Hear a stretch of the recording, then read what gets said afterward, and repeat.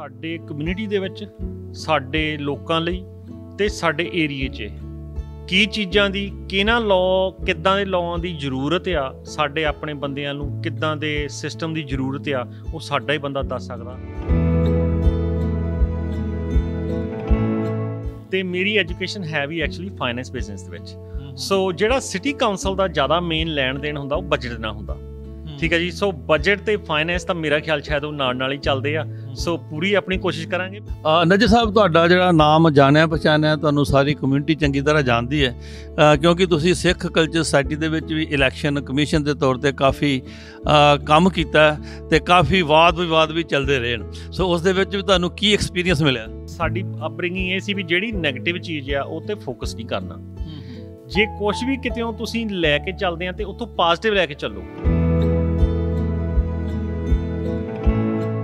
ਜਦੋਂ ਸਾਨੂੰ fund raise ਕਰਨਾ ਪੈਂਦਾ, ਮੈਂ ਹਰ ਇੱਕ ਬੰਦੇ ਦੇ ਹੱਥ ਜੋੜ ਕੇ ਇੱਕੋ ਹੀ ਬੇਨਤੀ ਕੀਤੀ ਕਿ ਭਾਈ ਸਾਹਿਬ ਜੀ ਮੈਨੂੰ ਕੈਸ਼ ਨਾ ਕੋਈ ਵੀ ਦਿਓ। ਕੈਸ਼ ਨੂੰ ਹਾਈਡ ਕਰਨਾ ਸੌਖਾ ਹੋ ਜਾਂਦਾ ਸ਼ਾਇਦ, ਇਸੇ ਕਰਕੇ ਮੈਂ ਬੇਨਤੀ ਕੀਤੀ ਕਿ ਆਹ ਜਿਹੜੀ ਨਿਊਯਾਰਕ ਸਿਟੀ ਦੀ ਵੈਬਸਾਈਟ ਆ, ਤੁਸੀਂ ਇਸ ਦੇ ਉੱਤੇ ਸਾਨੂੰ ਆਪਣੇ ਕ੍ਰੈਡਿਟ ਕਾਰਡ ਦੇ ਨਾਲ ਪੇ ਕਰੋ, ਡੋਨੇਸ਼ਨ ਕਰੋ, ਜਿਹੜਾ ਕਿ ਕੋਈ ਵੀ ਇਨਸਾਨ ਉਸ ਵੈਬਸਾਈਟ 'ਤੇ ਜਾ ਕੇ ਪੂਰੀ ਪਾਰਦਰਸ਼ੀ, ਕਿਉਂਕਿ ਮੇਰੀ ਤਾਂ ਆਪਣੀ ਵੈਬਸਾਈਟ ਨਹੀਂ ਹੈਗੀ, ਉਹ ਤਾਂ ਸਿਟੀ ਦੀ ਵੈਬਸਾਈਟ ਆ। ਸਤਿ ਸ਼੍ਰੀ ਅਕਾਲ ਦੋਸਤੋ, ਨਮਸਕਾਰ, ਆਦਾਬ, ਵਾਹਿਗੁਰੂ ਜੀ ਕਾ ਖਾਲਸਾ, ਵਾਹਿਗੁਰੂ ਜੀ ਕੀ ਫਤਿਹ। ਅਮਰੀਕਾ ਦੇ ਵਿੱਚ ਨਿਊਯਾਰਕ ਬੈਠੇ ਹਾਂ। ਡੈਮੋਕ੍ਰੇਟ ਕੰਟਰੀ ਹੈ, ਡੈਮੋਕ੍ਰੇਸੀ ਇੱਥੇ ਪੂਰੀ, ਜਿਸ ਤਰ੍ਹਾਂ ਕਿ ਇਹ ਸਿਰਫ ਨਾਂ ਦੀ ਨਹੀਂ, ਪੂਰੀ ਡੈਮੋਕ੍ਰੇਸੀ ਹੈ। Democracy is a government of the people, to the people, by the people and for the people. So ਅੱਜ ਅਸੀਂ ਗੱਲਬਾਤ ਕਰਨ ਜਾ ਰਹੇ ਹਾਂ। ਜਿੱਦਾਂ ਕੈਨੇਡਾ ਦੇ ਵਿੱਚ ਬੜੇ ਲੰਮੇ ਸਮੇਂ ਤੋਂ ਇੰਗਲੈਂਡ ਦੇ ਵਿੱਚ ਪੰਜਾਬੀ ਗਏ ਸੀ, ਹੌਲੀ ਹੌਲੀ ਉਹਨਾਂ ਨੇ ਬੜੀਆਂ ਮੱਲਾਂ ਮਾਰੀਆਂ, ਬੜੇ ਵੱਡੇ ਅਹੁਦਿਆਂ 'ਤੇ, ਡਿਫੈਂਸ ਮਿਨਿਸਟਰ ਤੱਕ, ਪ੍ਰਾਈਮ ਮਿਨਿਸਟਰ ਦੀ ਦੌੜ ਤੱਕ ਵੀ ਪਹੁੰਚ ਗਏ। ਅਮਰੀਕਾ ਦੇ ਵਿੱਚ ਵੀ ਹੁਣ ਸਾਡੇ ਜਿਹੜੇ ਲੋਕ ਹਨ, ਸਾਡੀ ਜਿਹੜੀ ਕਮਿਊਨਿਟੀ ਦੇ, ਹੌਲੀ ਹੌਲੀ ਸਲੋ ਬਾਈ ਸਲੋ ਅੱਗੇ ਵਧ ਰਹੇ ਹਨ। ਸੋ ਅੱਜ ਮੈਂ ਗੱਲਬਾਤ ਕਰਨ ਜਾ ਰਿਹਾ ਸਾਡੇ ਨਾਲ ਸੁਖਜਿੰਦਰ ਸਿੰਘ ਜੀ ਨਿੱਜਰ, ਜਿਹੜੇ ਕਿ for city council district 29 Richmond ਹਿੱਲ, ਜਿਹੜਾ ਕਿ ਪੰਜਾਬੀਆਂ ਦਾ ਗੜ੍ਹ ਹੈ, ਉੱਥੋਂ ਇਹ ਜਿਹੜੀ ਇਲੈਕਸ਼ਨ ਲੜਨ ਦੀ ਜਾ ਰਹੇ ਹਨ। ਸੋ ਸਭ ਤੋਂ ਪਹਿਲਾਂ ਨਿੱਜਰ ਸਾਹਿਬ, ਸਤਿ ਸ਼੍ਰੀ ਅਕਾਲ, ਧੰਨਵਾਦ। ਬਾਜਵਾ ਸਾਹਿਬ, ਵਾਹਿਗੁਰੂ ਜੀ ਕਾ ਖਾਲਸਾ, ਵਾਹਿਗੁਰੂ ਜੀ ਕੀ ਫਤਿਹ, ਸਤਿ ਸ਼੍ਰੀ ਅਕਾਲ, ਆਦਾਬ, ਨਮਸਕਾਰ। ਤੁਸੀਂ ਅੱਗੇ ਵੀ ਬਹੁਤ ਵਧੀਆ ਤਰੀਕੇ ਨਾਲ ਕਮਿਊਨਿਟੀ ਦੇ ਵਿੱਚ ਪ੍ਰੋਗਰਾਮ ਲੈ ਕੇ ਆਉਂਦੇ ਰਹੇ ਨੇ, ਤੁਹਾਡਾ ਬਹੁਤ ਬਹੁਤ ਧੰਨਵਾਦ, ਥੈਂਕ ਯੂ। ਨਿੱਜਰ ਸਾਹਿਬ, ਸਭ ਤੋਂ ਪਹਿਲਾਂ ਇਹ ਦੱਸੋ ਕਿ ਕੀ ਤੁਸੀਂ ਲੋੜ ਮਹਿਸੂਸ ਕੀਤੀ ਕਿ ਤੁਸੀਂ ਇਸ ਇਲੈਕਸ਼ਨ ਦੇ ਵਿੱਚ ਪਾਰਟੀਸਪੇਟ ਕਿਉਂ ਕਰ ਰਹੇ ਹੋ? ਦੇਖੋ, ਮੈਂ ਅੱਗੇ ਵੀ ਕਈ ਵਾਰ ਗੱਲ ਕਹਿੰਦਾ ਹੁੰਦਾ ਕਿ ਸਾਡੇ ਕਮਿਊਨਿਟੀ ਦੇ ਵਿੱਚ ਸਾਡੇ ਲੋਕਾਂ ਲਈ ਤੇ ਸਾਡੇ ਏਰੀਏ 'ਚ ਕੀ ਚੀਜ਼ਾਂ ਦੀ ਕਿਹਨਾਂ ਲਾਅ ਕਿੱਦਾਂ ਦੇ ਲਾਅ ਦੀ ਜ਼ਰੂਰਤ ਆ, ਸਾਡੇ ਆਪਣੇ ਬੰਦਿਆਂ ਨੂੰ ਕਿੱਦਾਂ ਦੇ ਸਿਸਟਮ ਦੀ ਜ਼ਰੂਰਤ ਆ, ਉਹ ਸਾਡਾ ਹੀ ਬੰਦਾ ਦੱਸ ਸਕਦਾ। ਇਸ ਕਰਕੇ ਮੈਂ ਪਿਛਲੇ ਕਈ ਸਾਲਾਂ ਤੋਂ ਅਸੀਂ ਇਹ ਪਲਾਨ ਬਣਾ ਰਹੇ ਸੀ ਕਿ ਕਿਸ ਤਰੀਕੇ ਨਾਲ ਪੋਲੀਟਿਕਸ ਦੇ ਵਿੱਚ ਐਂਟਰੀ ਲਈ ਜਾਵੇ, ਅਤੇ ਉਹਦੇ ਬਾਰੇ ਕੰਮ ਕੀਤਾ, ਜਾਣਕਾਰੀ ਲਈ, ਐਜੂਕੇਸ਼ਨ ਵੀ ਪ੍ਰਾਪਤ ਕੀਤੀ, ਅਤੇ ਹੁਣ ਇਹਦੇ ਲਈ ਆ ਗਏ ਹਾਂ। ਠੀਕ ਹੈ, ਗੁੱਡ। ਆਪਣੀ ਕਮਿਊਨਿਟੀ ਵਿੱਚ ਪਹਿਲਾਂ ਵੀ ਕਈਆਂ ਨੇ ਇਸ ਦੇ ਵਿੱਚ ਇਲੈਕਸ਼ਨ ਵਿੱਚ ਆਏ ਨੇ, ਪਰ ਸਾਡੀ ਕਮਿਊਨਿਟੀ ਅਜੇ ਤੱਕ ਇੱਕ ਪਲੇਟਫਾਰਮ 'ਤੇ ਇਕੱਠੀ ਨਹੀਂ ਹੋ ਸਕੀ। ਸੋ ਕੀ ਤੁਹਾਨੂੰ ਉਹ ਜਿਹੜਾ ਪੁਰਾਣਾ ਐਕਸਪੀਰੀਅੰਸ ਸੀ, ਜਿਨ੍ਹਾਂ ਨੇ ਇਲੈਕਸ਼ਨ ਲੜੀ, ਉਹਨਾਂ ਤੋਂ ਤੁਸੀਂ ਕੁਛ ਵੱਖਰਾ ਜਾਂ ਕੁਛ ਉਹਨਾਂ ਕੋਲ ਉਸ ਗੱਲ ਤੋਂ ਤੁਸੀਂ ਸਿੱਖਿਆ ਜਾਂ ਕੁਛ ਕੀ ਨਵਾਂ ਕਰਨ ਜਾ ਰਹੇ ਜੀ? ਦੇਖੋ, ਇਹ ਸਿੱਖਣ ਦੀ ਗੱਲ ਤੁਸੀਂ ਬਹੁਤ ਵਧੀਆ ਕੁਐਸਚਨ ਪੁੱਛਿਆ। ਇਹਦੇ ਨਾਲ ਮੈਂ ਤੁਹਾਨੂੰ ਥੋੜ੍ਹਾ ਜਿਹਾ ਦੱਸਣਾ ਚਾਹੂੰਗਾ ਕਿ ਮੇਰੀ ਇਹ ਟੈਕਨੀਕਲੀ ਤੀਜੀ ਇਲੈਕਸ਼ਨ ਆ। ਇੱਕ ਇਲੈਕਸ਼ਨ ਨੂੰ ਮੈਂ ਪੂਰਾ ਹੈਂਡਲ ਕੀਤਾ, ਜਿਹੜੇ ਮੇਰੇ ਦੋਸਤ ਦੀ ਇਲੈਕਸ਼ਨ ਸੀ, ਪੂਰੀ ਕੈਂਪੇਨਿੰਗ ਮੈਂ ਹੈਂਡਲ ਕੀਤੀ। ਉਸ ਤੋਂ ਬਾਅਦ ਪਿਛਲੇ ਸਾਲ ਮੈਂ ਆਪਣੀ ਇਲੈਕਸ਼ਨ ਦੇ ਵਿੱਚ ਖੜ੍ਹਾ ਹੋਇਆ ਸੀ ਰਿਚਮੰਡ ਹਿੱਲ ਤੋਂ ਡਿਸਟ੍ਰਿਕਟ ਲੀਡਰ ਦੀ ਪੋਜੀਸ਼ਨ ਦੇ ਲਈ, ਜਿਸ ਦੇ ਵਿੱਚ ਮੈਂ ਨੰਬਰ 2 'ਤੇ ਆਇਆ। ਮੈਂ ਉਹਨੂੰ ਆਪਣੀ ਹਾਰ ਨਹੀਂ ਮਹਿਸੂਸ ਕਰਦਾ, ਕਿਉਂਕਿ ਜਿਹੜਾ ਇਨਸਾਨ ਦੂਜੀ ਕਮਿਊਨਿਟੀ ਦਾ ਸੀ, ਉਹ 12 ਸਾਲ ਦਾ ਤਕਰੀਬਨ ਉੱਥੇ ਇਲੈਕਸ਼ਨ ਵਿੱਚ ਜਿੱਤਦਾ ਆ ਰਿਹਾ ਸੀ, ਉਹਨੂੰ ਮੈਂ 38% ਦੇ ਵੋਟਾਂ ਤੋਂ ਹਰਾਇਆ। ਸੋ ਉਹ ਬਹੁਤ ਵੱਡੀ ਪ੍ਰਾਪਤੀ ਸੀ ਸਾਡੀ।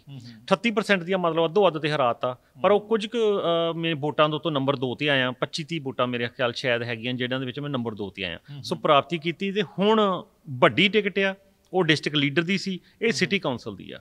ਸੋ ਇਸ ਦੇ ਲਈ ਆਏ ਆ। ਅਤੇ ਦੇਖੋ, ਕੀ ਦੱਸੋਗੇ ਕਿ ਤੁਹਾਡੀ ਜਿਹੜੀ ਕੁਆਲੀਫਿਕੇਸ਼ਨ, ਤੁਹਾਡੀ ਸਟੱਡੀ, ਤੁਹਾਡੀ ਕੁਆਲੀਫਿਕੇਸ਼ਨ ਕੀ ਹੈ ਕਿ ਤੁਸੀਂ ਜੇ ਕੱਲ੍ਹ ਨੂੰ ਜਿੱਤ ਜਾਂਦੇ ਹੋ, ਕੀ ਤੁਸੀਂ ਸਹੀ ਤਰੀਕੇ ਦੇ ਨਾਲ ਇੰਗਲਿਸ਼ ਦੇ ਵਿੱਚ ਗੱਲਬਾਤ ਕਰਕੇ ਉਹਨਾਂ ਨੂੰ ਪ੍ਰਭਾਵਿਤ ਕਰ ਸਕਦੇ ਜੇ? ਦੇਖੋ ਮੈਂ ਹਾਈ ਸਕੂਲ ਤੋਂ ਲੈ ਕੇ ਅਸੀਂ ਇੱਥੇ 92-93 ਦੇ ਵਿੱਚ ਆਏ ਹਾਂ ਅਤੇ ਹੈਗੇ ਪਿੰਡੋਂ ਆ, ਪਰ ਇੰਗਲਿਸ਼ ਦੀ ਸਕੂਲ ਦੇ ਵਿੱਚ ਪੜ੍ਹਦੇ ਸੀ। ਉਸ ਤੋਂ ਬਾਅਦ ਇੱਥੇ ਆ ਕੇ 11ਵੀਂ ਕਲਾਸ ਤੋਂ ਲੈ ਕੇ ਆਪਣੀ ਐਜੂਕੇਸ਼ਨ ਪ੍ਰਾਪਤ ਕੀਤੀ ਆ, ਕਾਲਜ ਯੂਨੀਵਰਸਿਟੀ ਦੇ ਵਿੱਚ ਗਏ ਆ ਅਤੇ ਐਜੂਕੇਸ਼ਨ ਸਾਰੀ ਇੱਥੇ ਦੀ ਆ। ਅਤੇ ਮੇਰੀ ਐਜੂਕੇਸ਼ਨ ਹੈ ਵੀ ਐਕਚੁਅਲੀ ਫਾਈਨੈਂਸ ਬਿਜ਼ਨਸ ਦੇ ਵਿੱਚ।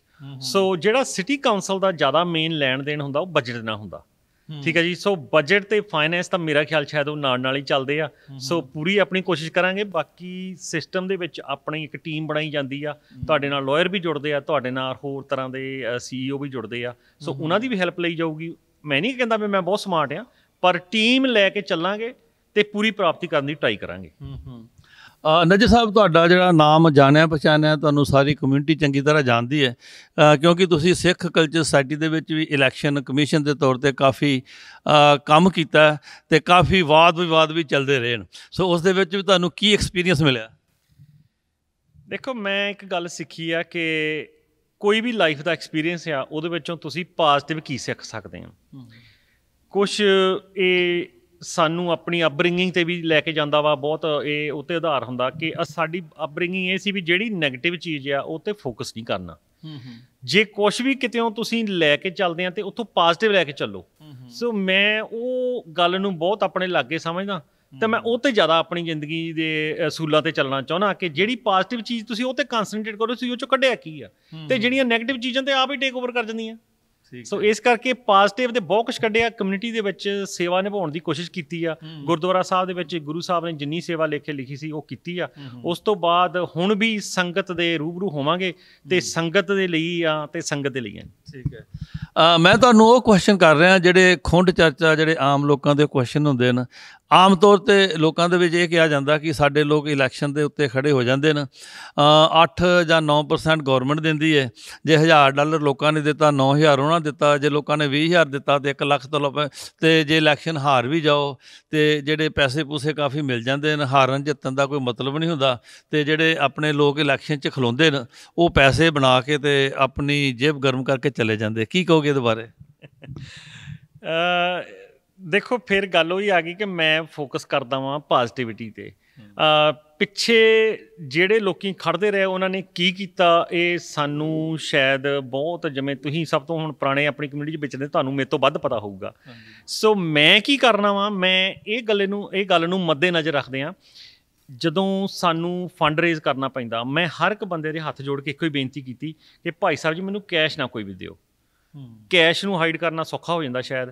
ਇਸੇ ਕਰਕੇ ਮੈਂ ਬੇਨਤੀ ਕੀਤੀ ਕਿ ਆਹ ਜਿਹੜੀ ਨਿਊਯਾਰਕ ਸਿਟੀ ਦੀ ਵੈਬਸਾਈਟ ਆ, ਤੁਸੀਂ ਇਸ ਦੇ ਉੱਤੇ ਸਾਨੂੰ ਆਪਣੇ ਕ੍ਰੈਡਿਟ ਕਾਰਡ ਦੇ ਨਾਲ ਪੇ ਕਰੋ, ਡੋਨੇਸ਼ਨ ਕਰੋ, ਜਿਹੜਾ ਕਿ ਕੋਈ ਵੀ ਇਨਸਾਨ ਉਸ ਵੈਬਸਾਈਟ 'ਤੇ ਜਾ ਕੇ ਪੂਰੀ ਪਾਰਦਰਸ਼ੀ, ਕਿਉਂਕਿ ਮੇਰੀ ਤਾਂ ਆਪਣੀ ਵੈਬਸਾਈਟ ਨਹੀਂ ਹੈਗੀ, ਉਹ ਤਾਂ ਸਿਟੀ ਦੀ ਵੈਬਸਾਈਟ ਆ, ਉਸ ਤੋਂ ਉੱਤੋਂ ਕੋਈ ਵੀ ਦੇਖ ਸਕਦਾ ਕਿ ਇਸ ਇਨਸਾਨ ਨੇ ਮੈਨੂੰ ਕਿੰਨੇ ਪੈਸੇ ਦਿੱਤੇ ਆ ਅਤੇ ਉਹ ਆਪਣੇ ਕ੍ਰੈਡਿਟ ਕਾਰਡ 'ਤੇ ਜਾਂ ਡੈਬਿਟ ਕਾਰਡ ਦਿੱਤੇ ਆ, ਉਹ ਮੇਰੇ ਅਕਾਊਂਟ 'ਚ ਕਦੋਂ ਆਏ ਆ, ਅਤੇ ਉਹਦੇ ਆਧਾਰ ਦੇ ਉੱਤੇ ਹੀ ਸਾਰਾ ਹੀ ਜਿਹੜਾ ਖਰਚਾ ਇੱਕ ਪੈਨੀ ਦਾ, ਮੈਂ ਤੁਹਾਨੂੰ ਇਹਦੇ ਇੱਕ ਵਾਰੀ ਹੋਰ ਥੋੜ੍ਹਾ ਜਿਹਾ ਦੱਸਣਾ ਚਾਹੁੰਦਾ ਕਿ ਜੋ ਵੀ ਅਸੀਂ ਸਪੈਂਡਿੰਗ ਕਰਦੇ ਹਾਂ ਉਹਦੀਆਂ ਰਸੀਦਾਂ ਵੀ ਰੱਖਣੀਆਂ ਹੁੰਦੀਆਂ।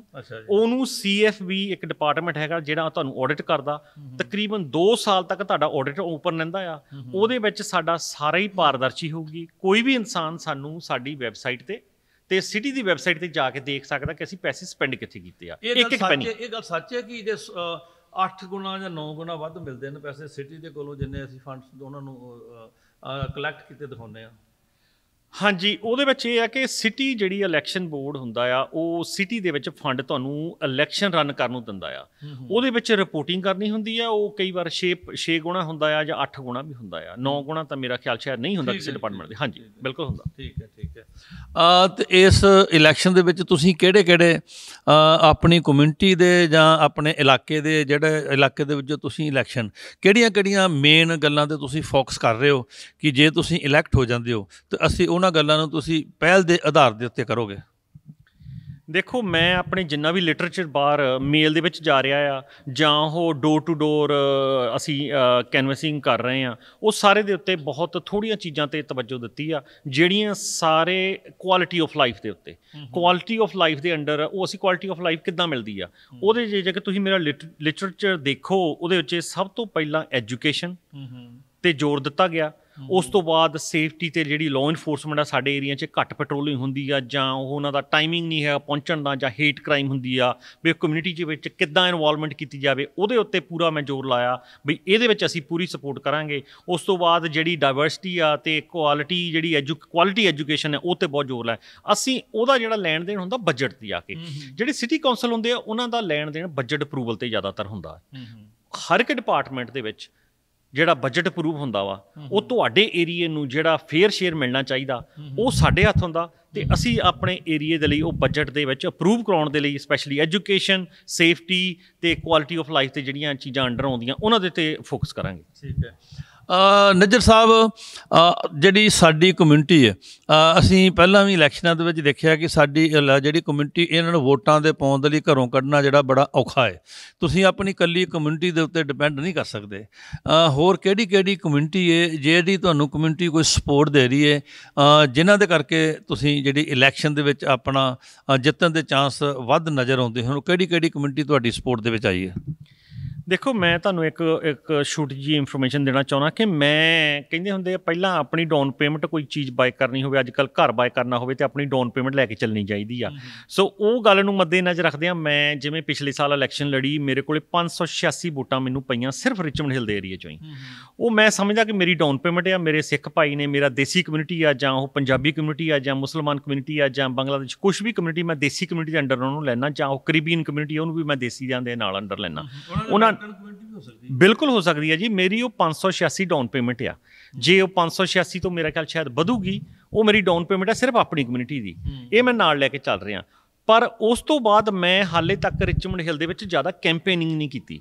ਮੈਂ ਸਾਰੀ ਦੀ ਸਾਰੀ ਕੈਂਪੇਨ ਨੂੰ 80% ਮੈਂ ਕਹਿ ਸਕਦਾ 80% ਮੇਰੀ ਕੈਂਪੇਨ ਦੀ ਫੋਕਸ ਜਿਹੜੀ ਆ ਉਹ ਜੂਇਸ਼ ਏਰੀਆ ਦੇ ਵਿੱਚ ਰਹੀ ਹੈ, ਜਿਹੜਾ ਮੈਜੋਰਟੀ ਏਰੀਆ ਸਾਡਾ ਕਵਰ ਕਰਦਾ, ਜਿਹਦੇ ਵਿੱਚ ਹੋਰ 2-3 ਤਰ੍ਹਾਂ ਦੇ ਜੂਇਸ਼ ਕਮਿਊਨਿਟੀ ਹੈਗੀ ਆ। ਬੁਖਾਰੀਅਨ ਹੈਗੇ ਆ ਜਿਹੜੇ ਯੂਰਪੀਅਨ ਜੂਇਸ਼ ਕਹਿ ਦਿੰਦੇ ਨੇ, ਜਾਂ ਗੋਰੇ ਹੈਗੇ ਨੇ, ਆਇਰਿਸ਼ ਨੇ, ਉਹ ਫੋਰੈਸਟ ਹਿੱਲ ਅਤੇ ਕਿਊ ਗਾਰਡਨ ਅਤੇ ਰੀਗੋ ਪਾਰਕ ਵਿੱਚ ਬਹੁਤ ਨੇ। ਉਸ ਏਰੀਏ ਦੇ ਵਿੱਚ ਮੈਂ ਕੋਈ ਆਪਣੀ 80% ਕੈਂਪੇਨਿੰਗ ਕੀਤੀ ਹੈ, ਅਤੇ ਹਾਲੇ ਤੱਕ ਦਾ ਰਿਜ਼ਲਟ ਜਿਹੜਾ ਮੇਰਾ ਉਹ ਪੂਰੇ ਟੌਪ 'ਤੇ ਚੱਲ ਰਿਹਾ ਵਾ, ਅਤੇ 91% 'ਤੇ ਮੈਂ ਜਾ ਰਿਹਾ ਵਾਂ। ਉਸ ਤੋਂ ਮੈਨੂੰ ਜਿਹੜੀ ਸਪੋਰਟ ਮਿਲ ਰਹੀ ਆ। ਹਾਂਜੀ।